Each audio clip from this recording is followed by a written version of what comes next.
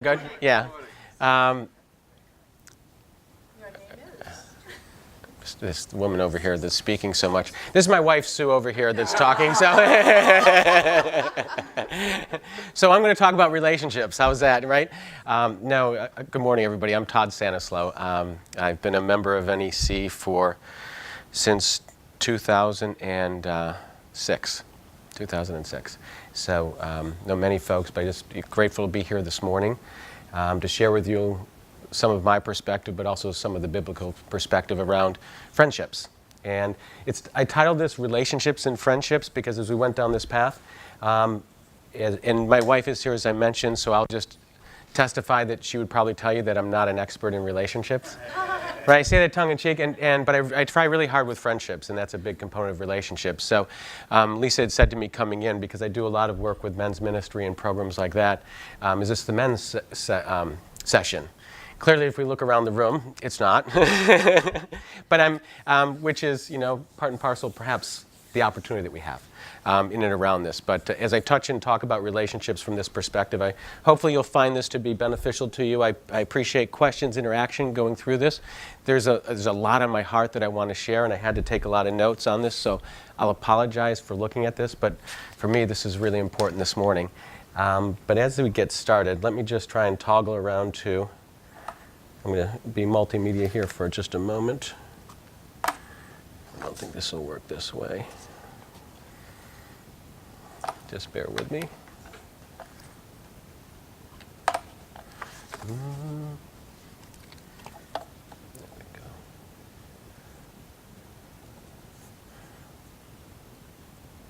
My intent is to start us off with a little video, if I can just launch this the right way.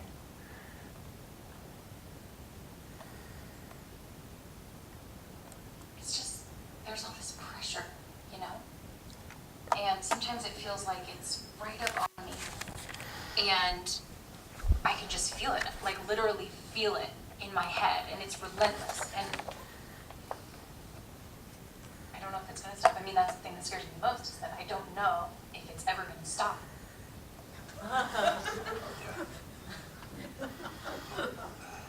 Do you have a nail in your head? It is not about the nail. Are you sure? I mean, I'll bet if we got that out of there. Stop trying to fix it. No, I'm not trying to fix it. I'm just pointing out that maybe the nail is causing... You always do this. You always try to fix things when what I really need is for you to just listen. No, see, I don't think that is what you need. I think what you need... Okay, fine. I will listen. Fine. It's just... Sometimes it's like there's this achy... I don't know what it is. Well, at all. And all the sweaters are snagged. I mean, all of them. That sounds really hard. It is. Thank you. Ow! Come on. If you would just... Don't.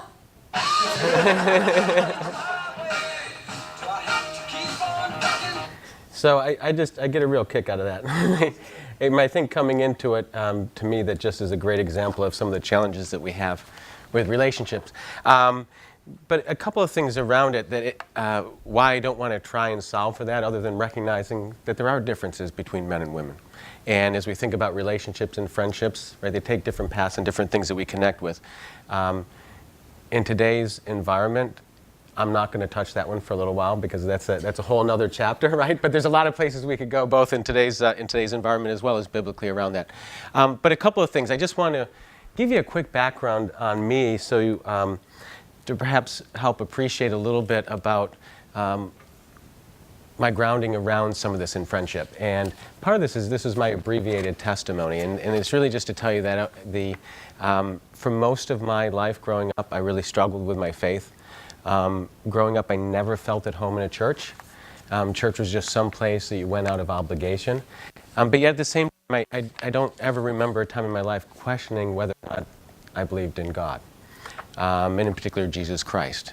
But I really ran away from it with this fear of saying, that's boring, that's not what I want in my life for a lot of years. And bottom line is, as I got married and as we had kids, There was something around this that was clearly missing. I had the benefit of my younger brother, who has a really strong faith, who connected me with a group of guys that he was spending time with. And I was watching his life be transformed from this from a distance. He's lived in Connecticut. And so it started me on a journey of feeling there was something I needed to do for my family and for myself around all of this. And that's why the first picture here kind of represents where I sit from a faith perspective, and this is to kind of sum it up. So two young kids in the back of my car, we showed up for church, and as we pulled up in front of the church in Rentham, everybody was leaving. Okay, so it was time change. The time change had happened.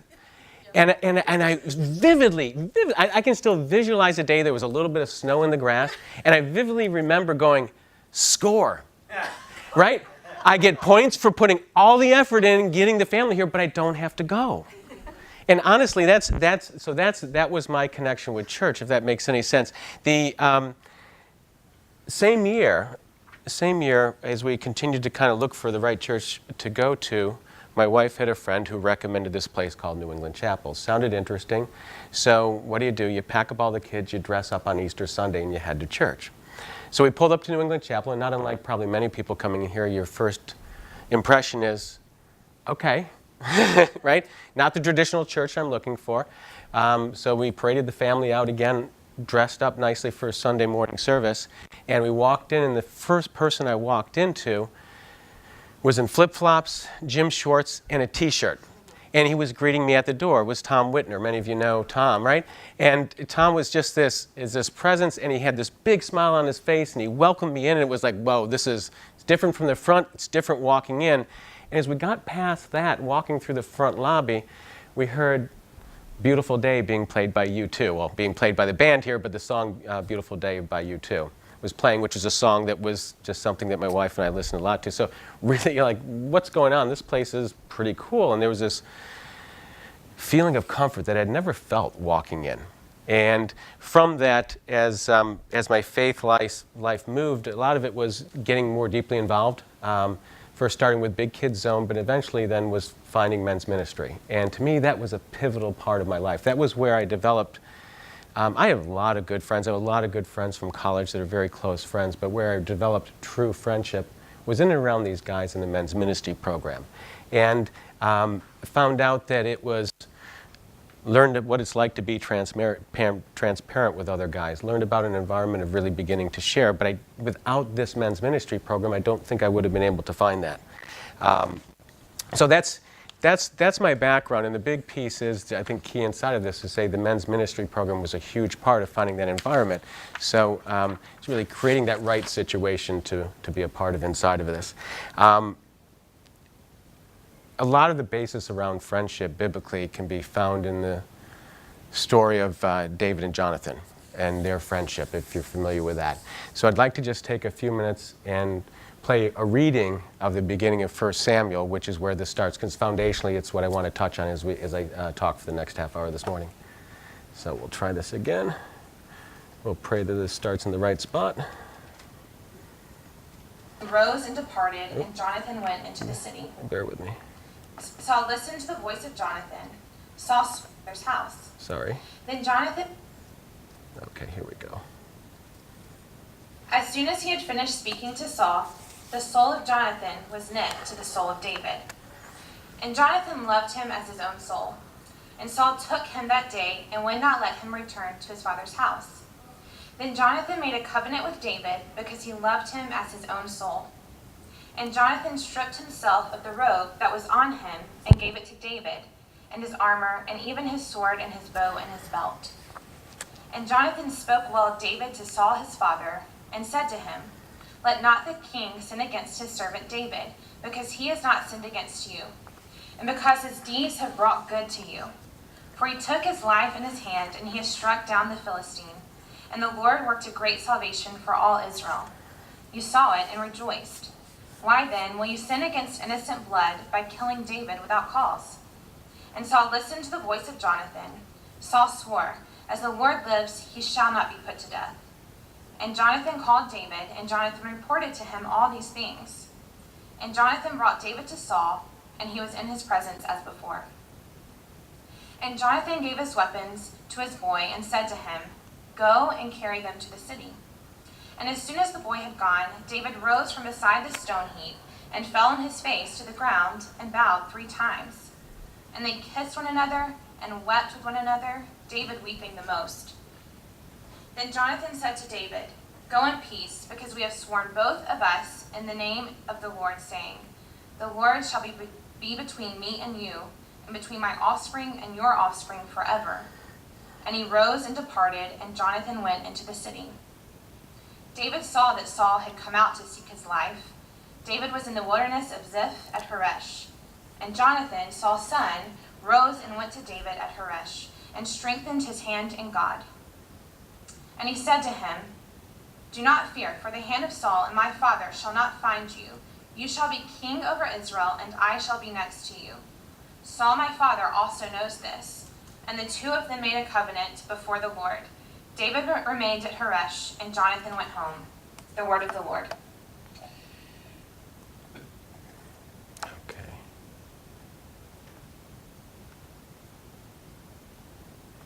Get back to the right presentation. So a few things. I'm not going to dive real deep into the story of Jonathan and David other than reference it. And I would just encourage you to read 1 Samuel and go through that story again if you haven't done so recently. The bottom line is that David would not have survived the most dangerous period of his life if it wasn't for his friendship with Jonathan. And the depth of that friendship is a lot of what gives us examples biblically of how important friendship is in our lives. And from the standpoint of the verses that they just read through, those snippets really create this arc, this narrative arc of the story of David and Jonathan. And they swear friendships to each other, even though Saul is envious and trying to have David killed. And Jonathan continues to hide David and kept him safe. All during this time with attempts at trying for reconciliation. So there's a few things inside of this story to learn about friendship that I want to dive into a little bit further. First is the absolute necessity of friendship and why that is essential for life and for us to have as a part of our lives. The elements of friendship and then the power requisite of friendship. And as I go through this a little bit, I'd like to focus on Proverbs 17:17, and which is, as you can see, a friend loves at all times, and a brother is born for adversity. And if we think about friendships around this, and thinking about this passage, oops, sorry, my work email is on. Thinking about this passage, there's a few pieces inside of this that I really would like to stay focused on, because to me this foundationally is really a basis for all of this. And so what is being said inside of this verse? And the bottom line is that if a friend loves at all times and a brother is born for adversity. So if you can't get through life without adversity, right? We've accepted that. We see that that's a part of it. And you can't get through adversity without friends. You need friends to get through life. Okay? It's a basic element of where we are. And so where does this come into play? I played the video clip up front. I talked about spouses, relationships, siblings. Friendship comes in a lot of different forms. You can be married and your spouse may not be your friend, right, to that depth as you come into it. You could have chemistry. As husband and wife, you could have fun together, you could have great sexual chemistry, but those two things aren't going to take you through those times of adversity. And I think a lot about the depth of friendships, and I think of one of the situations I faced in my life with my older brother. This is not the one that helped bring me to Christ, right? This is my older brother.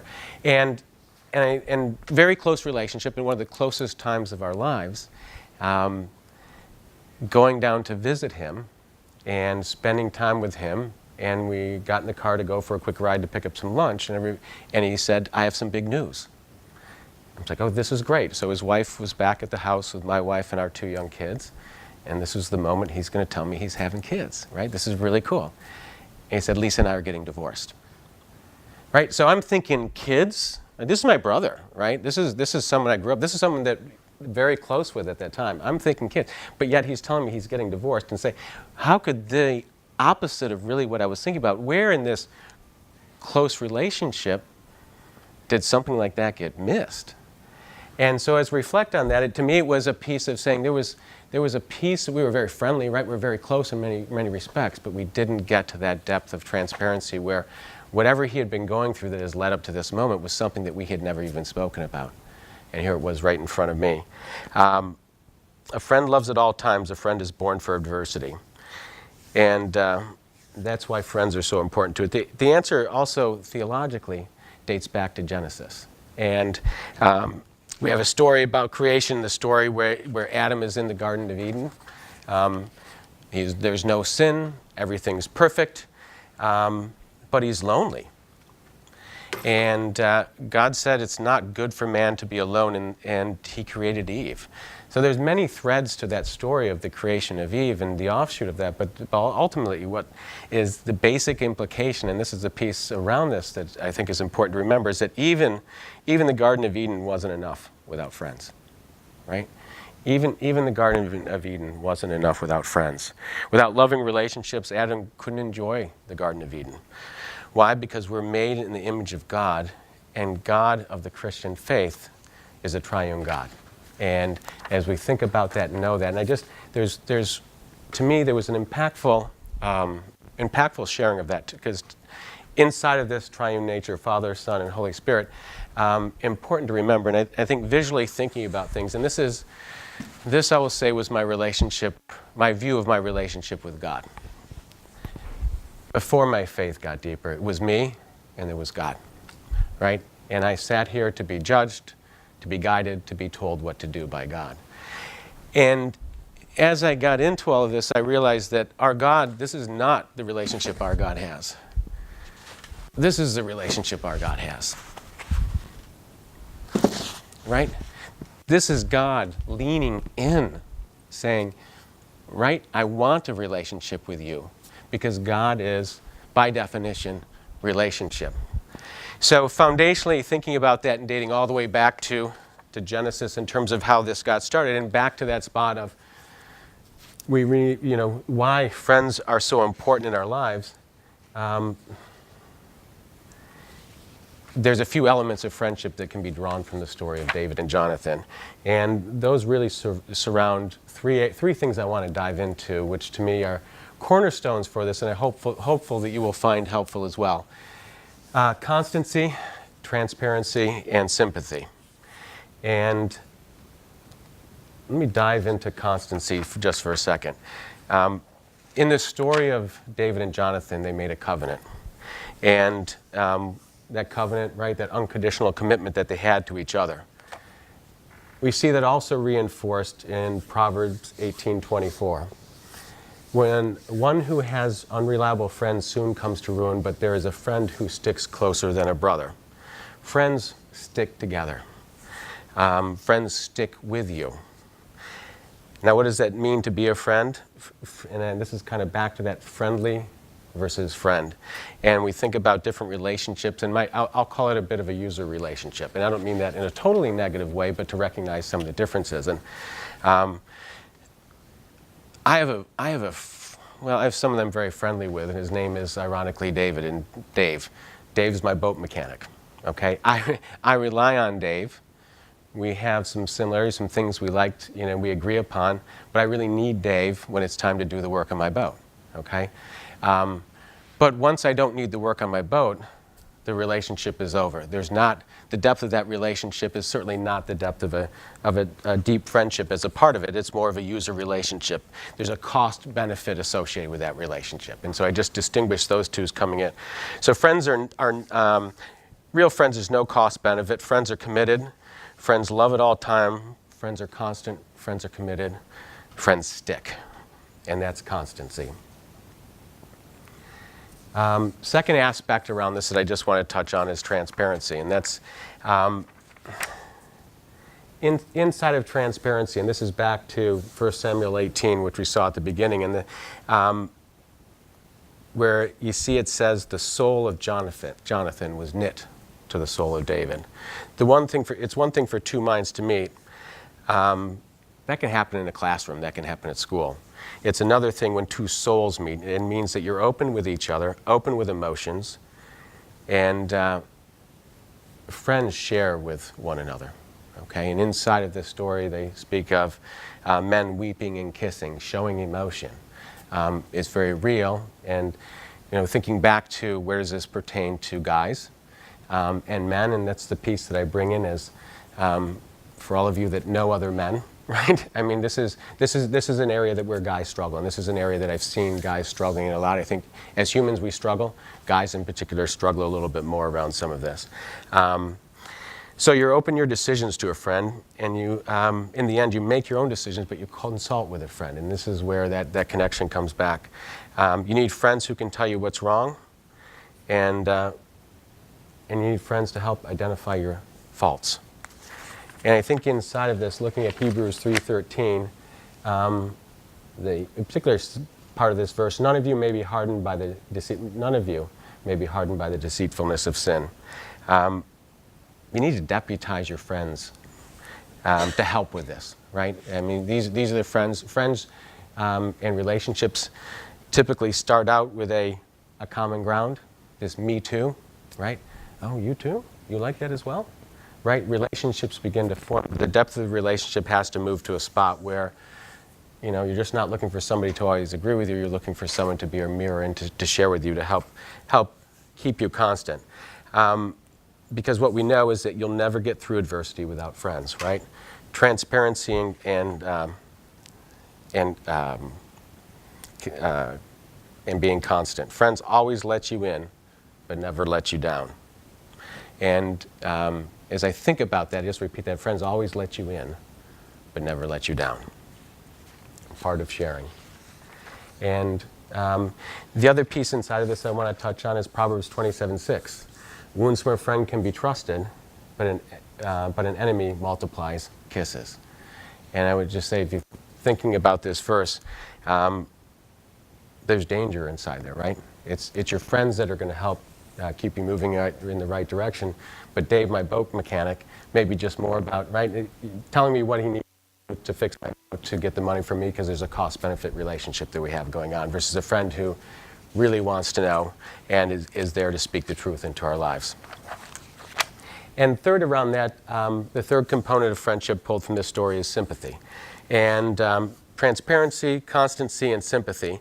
And from this, I will pull from the definition of sympathy, dive down a little bit further to a community of feeling, common interests, right?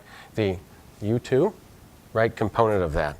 Friendship starts with that word you too, and there's a lot of different examples. As I think about the men's ministry program here, and as I got involved and started to make friends, and I'll just pick on one person in particular, Brian Wiggers, who, when I met Brian said a couple of things, but he said, hey, we were just in Michigan. Now, I grew up in Michigan. We made this in you too, right? You're from Michigan? Oh, your wife's from Michigan. Oh, you spend time in Michigan. You like the outdoors? Oh, you like to hunt? I hunt too, right? So this common ground that starts, and it was the development of a friendship that formed out of something, out of those common interests. So that common passion and vision doesn't mean you always agree, but as we talked about, it's somebody to talk truth into your life, and from that common vision, adding transparency and constancy into your life. Pulling from John 15:15. We can only be saved by his sacrificial friendship. We see this designed in terms of what Jesus has created for us. And as he said, I no longer call you servants, because a servant does not know his master's business. Instead, I have called you friends. And you think about all that Jesus went through, and yet he's still called us his friend. And I was thinking about the Gethsemane, the night before it all happened, and they're sitting there in the garden, and all Jesus, who's just weeping and praying, is asking, stay awake with me, right? Stay awake with me. Just stay awake with me. And what happens? They fall asleep, right? But yet he's still stuck with us, okay? And yet he still called them his friends, and yet we think about all there is to learn as a part of that. And ultimately thinking about Christ from the standpoint of always let you in, never let you down, right? Ultimately, he stayed with us at that most pivotal moment on the cross, where he chose to stay and he chose to stay for us, to show us what always let you in, never let you down is really all about. You know, thinking a lot about the verse, iron sharpens iron, so one person sharpens another. Proverbs 27:17, and thinking about relationships and how all of this ties together. We certainly see this modeled in the relationship with Jesus Christ. And as we think about these components from the standpoint of friendship, I'd like to draw this back to talking about guys in friendship, men in friendship. Just because it's an area that I have more experience in, but I feel compelled just to go here just for a moment for those of you that have men in your life, right? Have sons, have brothers, have husbands, and as a part of it. And as I think about the world today and I think about my experience coming through this, guys have a really difficult time finding that place. Guys I think can do really well at this sympathy, right? Finding common ground. That's most common for guys to develop friendships. My brother, you know, who I grew up with right forever, he's my older brother. He's always been a part of my life. Here we are 40 years into the relationship, and he's not having kids, he's getting divorced. I thought he was having kids, right? How does all this happen? But yet my relationship was there. There was a key part missing, and this is where I think men struggle the most with, and it's being transparent. And I just take this back to the thought of the men's ministry program and the impact that it had on me, that men need an environment where that behavior is not only modeled, but it's okay. And so from that's my encouragement coming out of this morning, is that you help encourage someone else to find that space. And it may be the program here, it may be relationships someplace else, but to get to that transparent spot in our lives, because we know coming into this that life has adversities. Friends are here to help you through adversities. Without friends, you're not going to get through your adversity. And you know, my prayer is that that the men in our lives find this, that my sons find this and have this, that your husbands, brothers, siblings find this and have this as a part of your life, because without that component, you can't develop that depth of relationship that's going to help carry us through these times of adversity. So, really in summary, there was a summary statement that I got from Tim Keller that I just thought was great as a way of wrapping this up, and it's, when you're liberated to be a great friend, you need to be by the great friendship of Jesus on the cross. Then you will find yourself getting, paradoxically, all the friends your heart needs. And if I could, I'd just like to close this in prayer and then just see if there's anything anybody else would like to talk about around this, or if there's anything that resonated as I wrap up. But if you would just join me in a quick prayer. Heavenly Father, thank you for those that got up this morning and joined us. I pray that that something out of what I shared today perhaps has a positive impact, maybe touches someone else's life, maybe just encourages us to continue to move forward and continue to focus on ensuring that we're developing these deep friendships. Whatever your mission is for all of this, Lord, just let it be your will, and let us allow your will to happen. Amen. Good. So, yeah, thank you. Yeah. So, New Canaan Society Yeah. is part of your background Yes. in ministry. What role does friendship play in what NCS is doing, trying to do? Okay, thanks. So this is it's another men's group. This is where my younger brother got me involved. It's a men's group called New Canaan Society, a national group. But it's very much akin to, I think, what the men's ministry, I know what the men's ministry program is here, and it's one of those environments.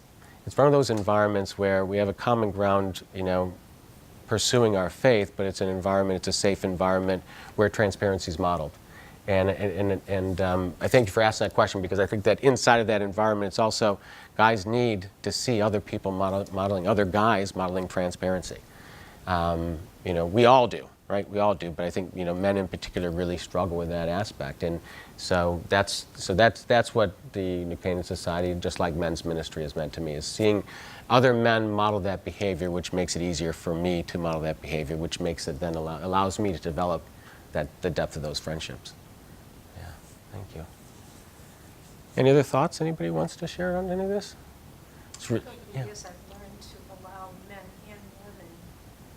Men tend to be stoic, and I think that's probably part of it's ingrained in them at a very Right. early age, you know, and learning to, for both men and women, just learning to come with people, find common ground, and allow each other to be themselves, not to be role playing, you know. Right. And even though we get married, we have children, and we're parents, and husband wives relationships, just learning to be comfortable and honest with each other. I think that's a huge key. Yeah. Just to allow ourselves to be ourselves. I think, and some of the best friendships I've had over the years are people that don't necessarily agree with me in everything, which is Right. a wonderful thing. You know, that you can disagree with Right. people and not be violent about it. Right.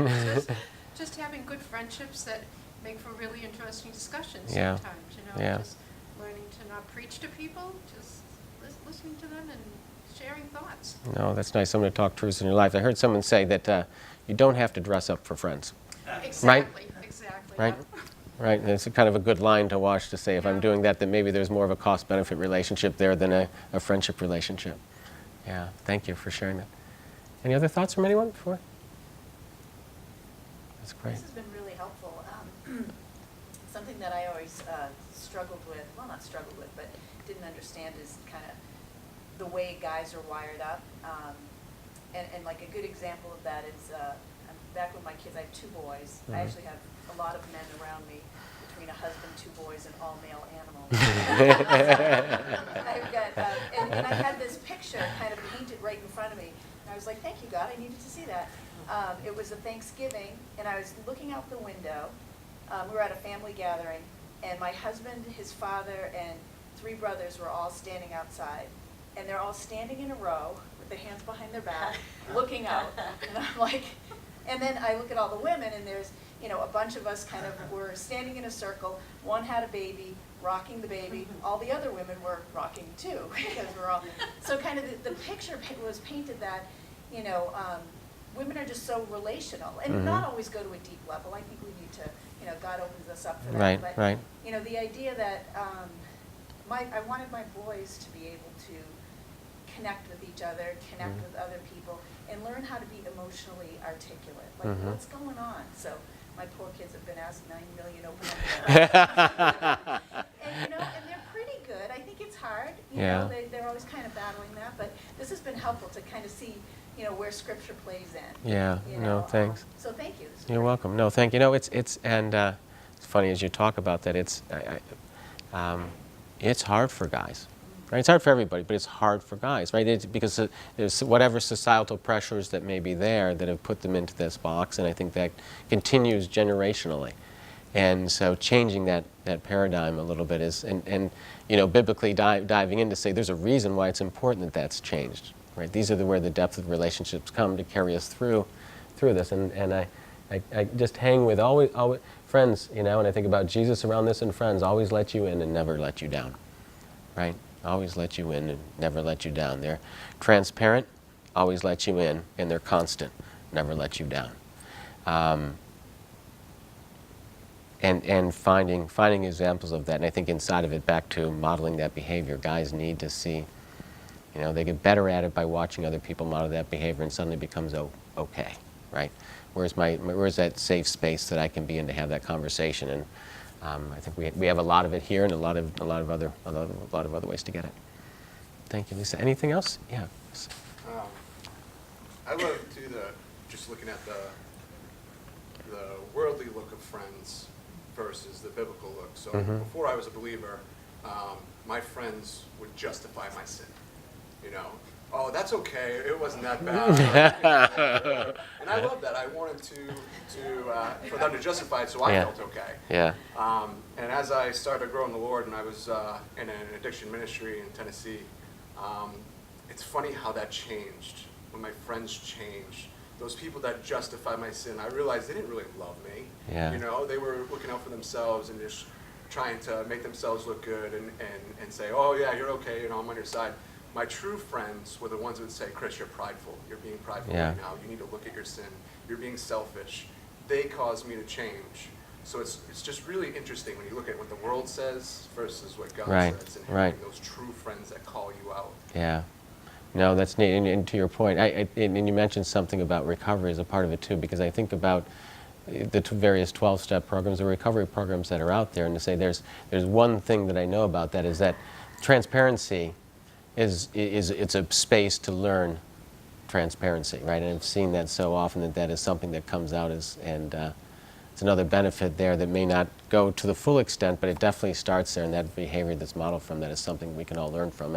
And for me, biblically saying, that's why these recovery programs this way are so successful, right? Because they're foundationally around all these biblical principles. It's interesting. I think it's a Yeah. difference between conviction and condemnation, that we look for friends to convict us of what decisions and choices we make are not good.